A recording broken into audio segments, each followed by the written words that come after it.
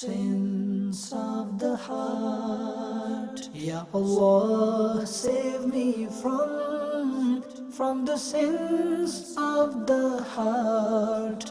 Ya Allah, save me from the sins of the heart. Alhamdulillahi Rabbil Alameen, wassalatu wassalamu ala Sayyidil Mursaleen. Amma ba'd. Fa'udhu billahi minash shaitanir rajeem.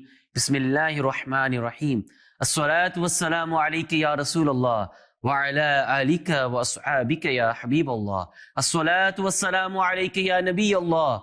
Wa ala alika wa ashabika ya Nurallah. Welcome back to Sins of the Heart, in which inshallah today we're going to go through a disease of the heart, which is desiring praise. Before we start, let's go through a hadith. Rasulullah sallallahu ta'ala alayhi wasallam has said that a person who recites 50 durood upon me, I will shake his hands on the day of judgment. What a great blessing that a person who recites 50 durood upon the Prophet sallallahu ta'ala wasallam daily, inshallah, will get the opportunity to shake the blessed hands of Rasulullah sallallahu ta'ala alayhi wasallam. Sallu ala al-Habib sallallahu ta'ala ala Muhammad sallallahu ta'ala alayhi wasallam. Desiring praise. To admire compliments from other people or to desire to be complimented and respected for a particular deed is desiring praise. That whatever you do, for example, you read a naat, you've done the recitation of the Holy Quran. Now your intention for doing that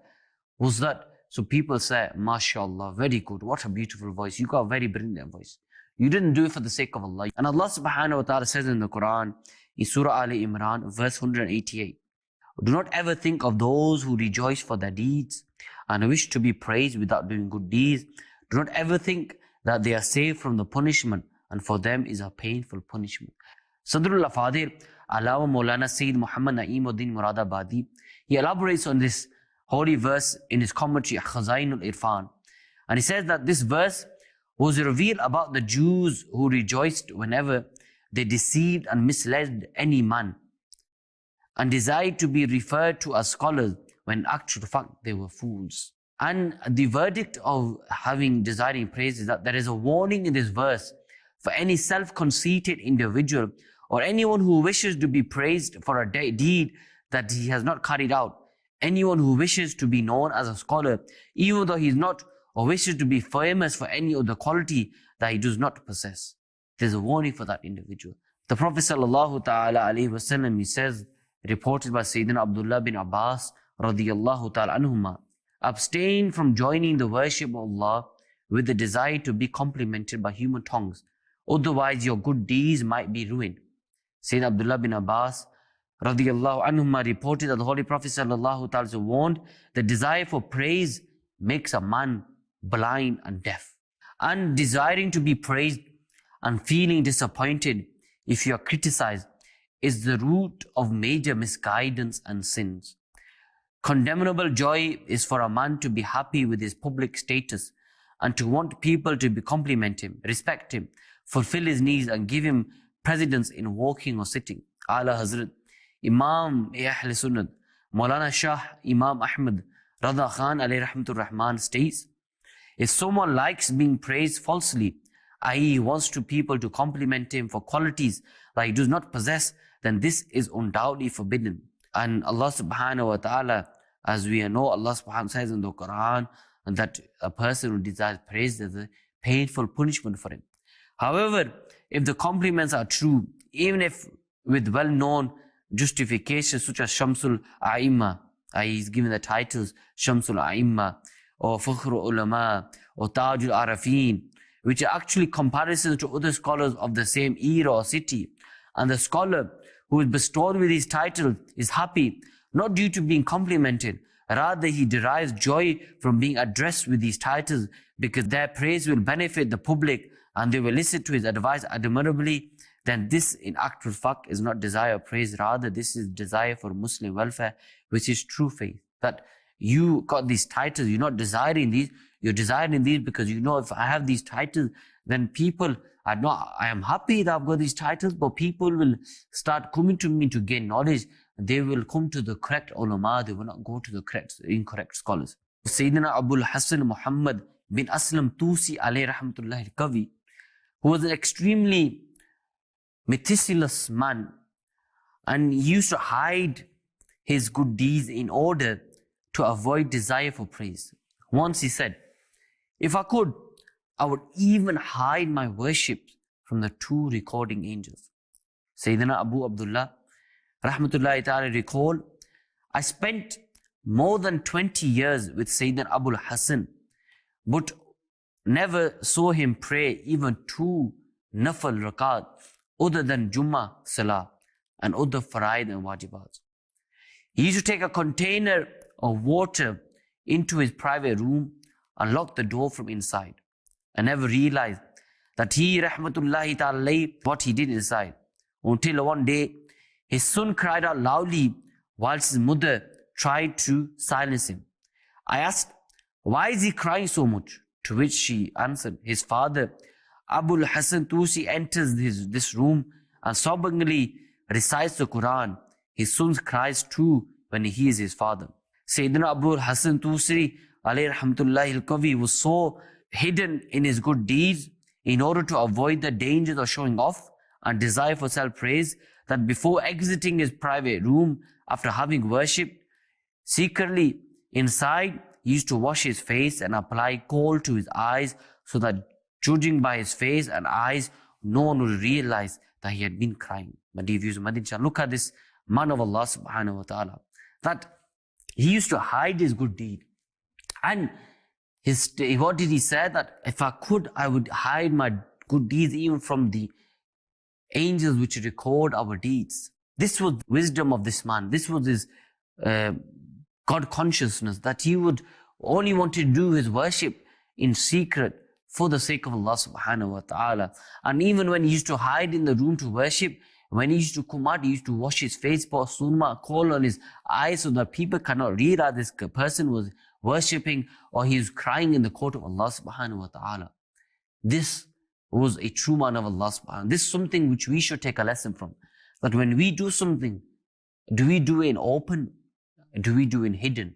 For example, in open, if we cry, if in open, in front of people, we try to read the Quran, we read namaz, ask yourselves, are we the same when we are alone?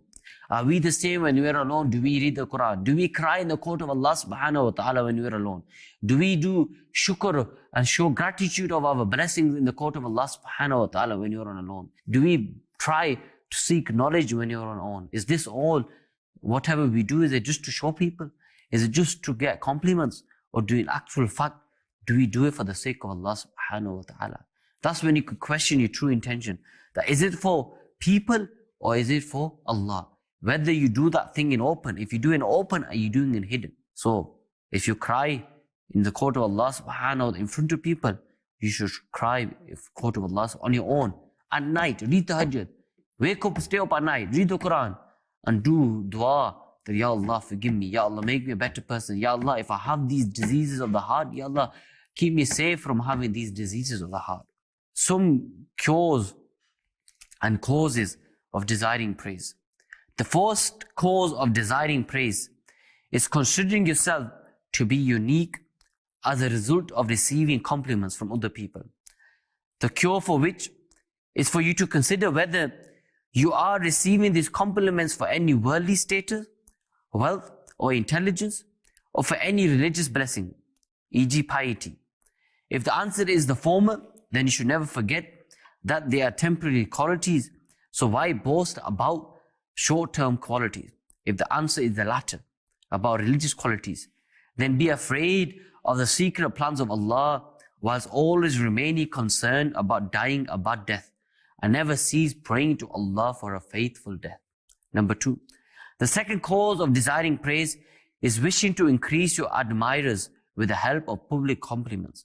The cure for which is for you to contemplate in a manner such as this: what if my desire for public admiration becomes the cause of my demotion in the court of Allah, which itself is certainly a cause of damnation in this world and the hereafter. And the third cause of desire for praise is to establish superiority and seniority over other people. You can cure this by frequently contemplating in a manner such as this How can such extremely unstable short-term superiority and authority be a cause of compliments? That how in this world, and for getting these qualities, these are short-term, this world is temporary, will finish, will perish.